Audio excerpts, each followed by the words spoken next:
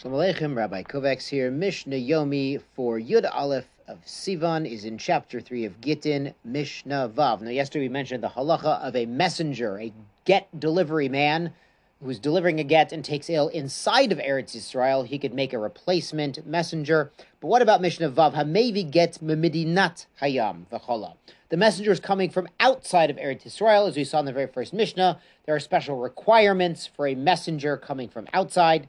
So what can he do? He's too ill to travel. What can he do to make sure the get reaches its destination and his proper recipient? Osei beit din u'mishalcho. He has to go in front of a court, a beit din, and this court is going to make a new messenger, as we'll see, an agent of the court. V'omer livneim, the original messenger says, b'fanai nichta, b'fanai nechtam. The get was written and signed in front of me, so we know it's proper, it cannot be challenged.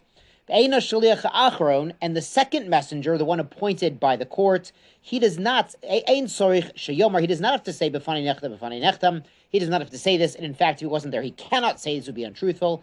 Ele omer shaliach beit din ani. What he tells them is, I am the agent of the court. The court convened and heard the testimony from the original messenger regarding this get. So they validated this is the get, and I'm here delivering it to you today as an agent of the court. Now, on to Mishnah Zayin, which is a continuation of a concept we learned on Friday, that we assume the husband who's sending the get is still alive, as long as we don't know otherwise.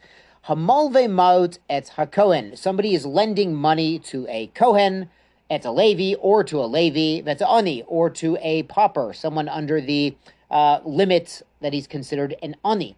Liot mafrish aleyan mechelkon. And how he's going to pay them back is when the lender separates out truma for a Kohen or Meiser Rishon for a Levi, Meiser Ani for the Ani, he actually can keep or sell that separation instead of giving it to another person, and that will be repayment for the loan. So what's happening is the Kohen or Levi or Ani is basically getting an advance in cash on their truma or Meiser, and then the truma or Meiser, instead of going to them or another Kohen, Levi or Ani, is being used to repay that advance. This is really amazing. It's an outgrowth of something we saw in Parshat Naso just this past Shabbat. There's an enigmatic pasuk. It's in chapter 5 of Bamidbar, pasuk 10. V'ishet kedoshav lo yeh. A man, his holy items are his. Ish asher yiten lekohen lo yeh. What a man gives to a Kohen is his. Now, if you gave it away, it's not really yours. So Onkelos understands at least the first part, talking about Meiser Sheni, which you do indeed keep, but you take to Yerushalayim, as we talked all about in Meiser Sheni. But it sounds like you give it, but it's still yours. So Rashi explains this, talking about Tovat Hana, or Tovas Hana, which really we understand this to mean you have the right to give your Truma and Meiser to whichever proper recipient you want. The situation is not that a man separates truma from his crop and then the first Kohen who runs up and grabs it gets it. No, he gets tovas hana, the right to give it to whichever Kohen he wants, even if that Kohen happens to be his grandson. So in this case, the one separating the truma and meiser from the crops has made a financial arrangement to give an advance to the Kohen or the Levi or the Ani, based on this concept of tovas hana, that he can choose where to assign his tithes. So back in the Mishnah, Mafrish Alehen, the landowner who advanced the money, can continue separating and selling or keeping these monies, bechezkat shehen kayamin, with the chazaka that these people who borrowed the money, who got the advance, are still around, still alive. We're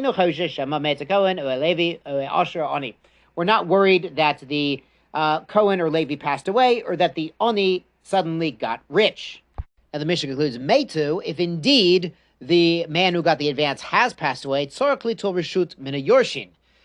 the lender has to take permission from the heirs of this Kohen or Levi to continue this loan advance deduction process.